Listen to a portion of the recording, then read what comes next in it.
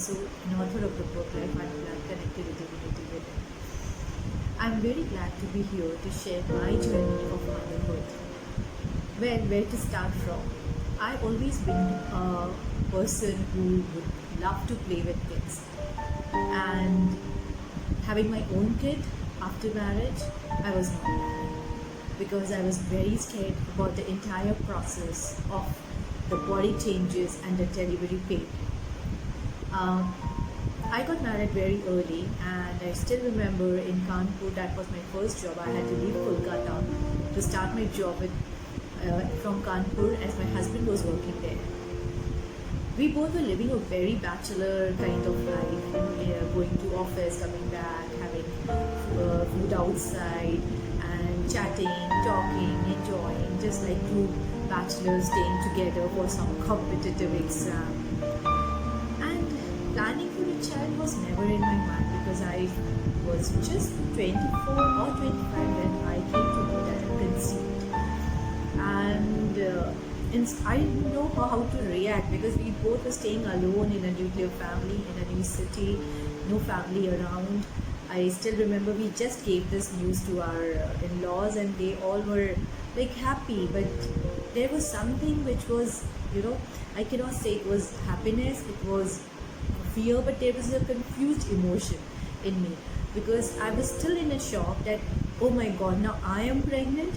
How can I be pregnant? Because I was so fearful about the entire process, in spite of loving to play the kind of nature I had. I used to love playing with the kids, but still I was not happy because I was somewhere in a fear, like what will happen next.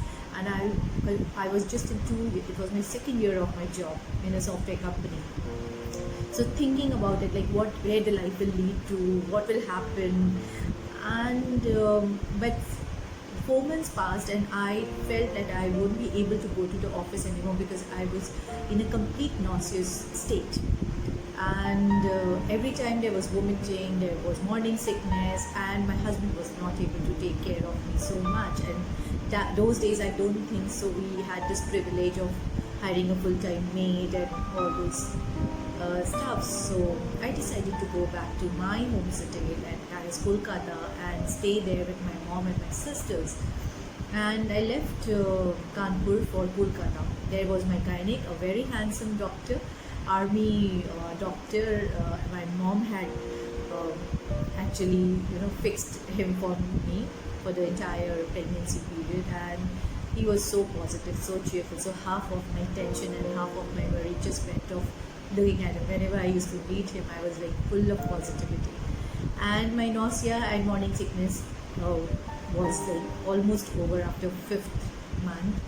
But I started getting lots of good cravings of certain foods, and this was something which everybody who used to watch me, they used to laugh like anything, because with my tummy I would walk all the way to 3 kilo from my home to that chutusa shop of dosa, because I had a craving for sambar and orange candy ice cream. So without telling my mom, sometimes I used to walk 3 to 4 kilometers to reach that particular shop. I would not go to any big restaurant because I was craving only sambar from that particular small shop where there was only one table fan, and it was the month of May, so I was used to sweat profusely, and on that one table fan I would gulp 2 to 3 bowls of sambar, and the dosa and chutney would remain intact as it is.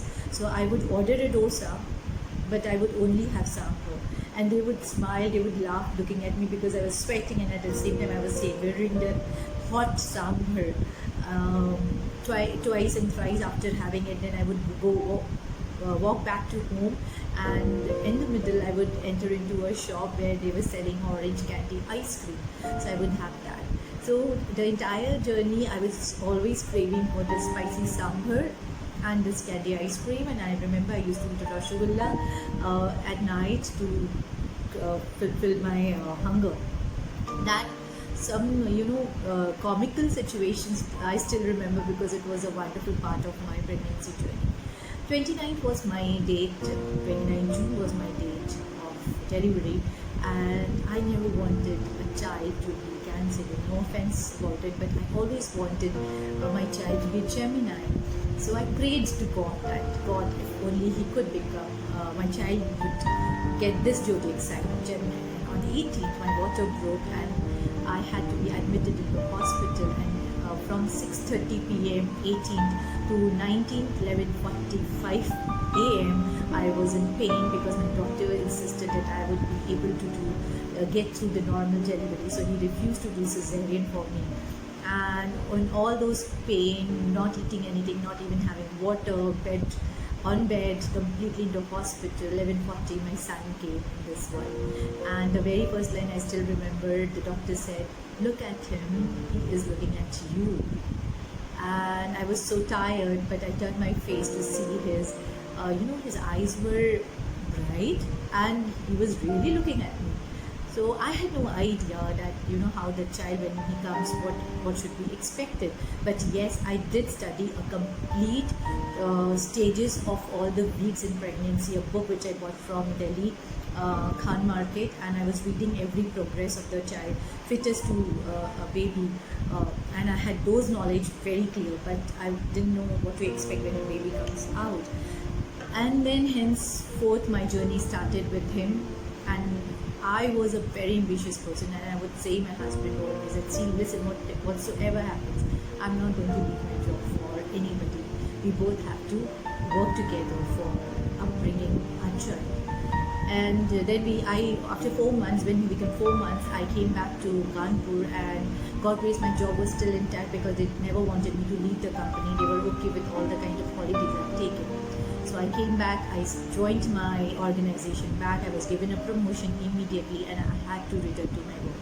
So the search for a creche was must, and luckily I got a family who was Bengali, and their 3 daughters were running a creche with lots of hygiene and lots of impact thing for in them.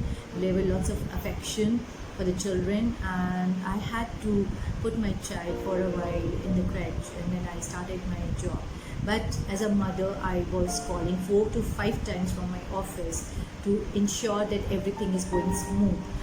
What was his motion status, what was his eating status, what was his sleeping status. Everything was updated to me every day, and I would call 3 to 4 times. His food was prepared at my home. I used to prepare food and then go to the office. So my office was 1.5 hours away from the home, so I used to get up around 4:30 morning to prepare the food, prepare the tiffin for a tiffin. It would not be that because 6 months child, 7 months child would not be eating so much. So whatever he could eat, I would make that, and then pack his bag, drop him in the creche, and would leave for my office around 8:15, and I would reach office around 9:15. I would stay in the office for 8 hours, then again travel 1 hour from there, and then picking my child from the creche and then coming back. Then I had a cook who used to come in the evening. So this way we managed to house as well as my son, and believe me, he was not a cranky child. He never gave us problem. He was enjoying there in the creche also, and at home also we were able to manage. Then we shifted to Gurgaon, and as I was working, so my promotion, I kept having promotion, and I was in at one point of time I was heading a department.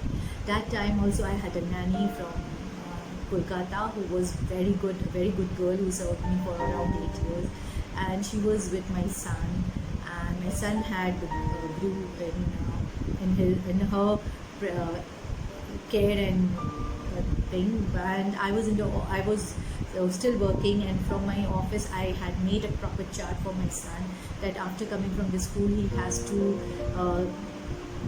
what he has to do. He has to first clean himself properly, and then take lunch, and then finish his homework, then take a nap or do whatsoever he likes, but he cannot go out to play before 5:30 and not more than 40 minutes or 1 hour.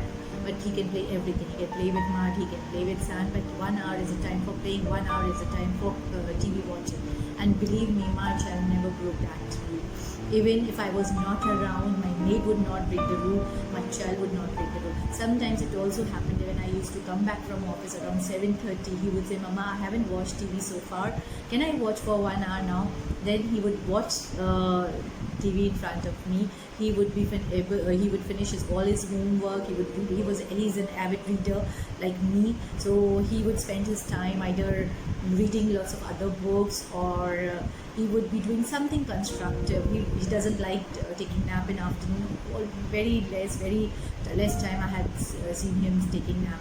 So he would use all his time constructively, and this was his brought up, and I would speak to him on every aspect. Like, I would play with him, whatever the quality time was, I would play with him, I would tell him stories, I would listen to his stories, and all those things were there, and I never had to face any kind of problem with my son. But at one point of time, when my maid was about to get married, I took lots of interviews, and somehow I did none of the nanny clicked with me, because that time my son was already 7-year-old, probably 7 or 8, something like that.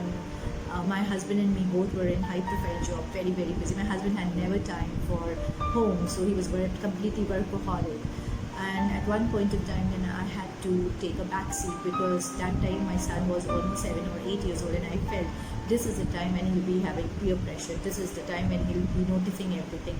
This is the time he must be, craving for more information, more talks. And either I can nurture this child, or I can, put him on any nanny, any credit, and then continue with my job. But I didn't want that, because I wanted to instill those values and integrity which I always wanted to see in my son. This far he has been doing wonderful, so I wanted him to continue with that. And hence what I did was, I left my job, a very high profile job, high paid job, and I was at home, and it was not an easy journey. But for me now, when I see my son, he's 18-year-old now, and everybody appreciates me that he is one of the wiser child they have met. He is knowledgeable, he reads books, he has got all kind of information, he is not addicted to digital gadgets, and he is aware about digital situations today in the world, but he is not addicted to it. And he is aspiring for IIT, let's see how it goes.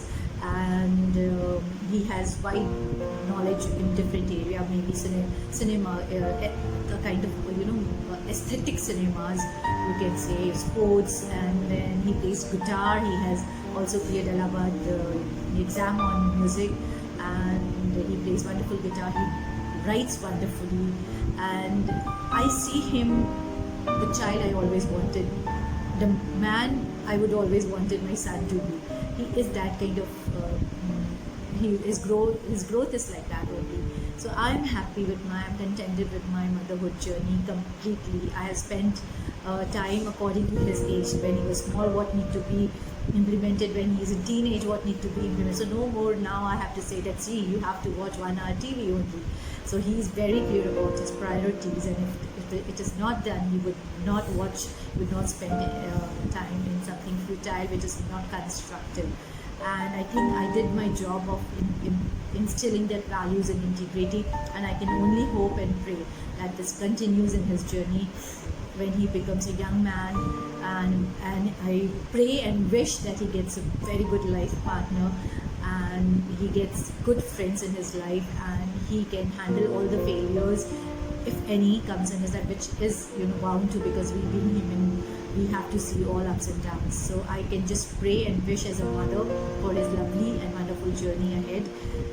But nevertheless, the fact is that we are blessed to bear a soul in our womb, bring them in the world, and then nurture them to become a responsible youth. This is my journey, and I'm looking forward to hear more of the journeys of motherhood from others. Thank you so much.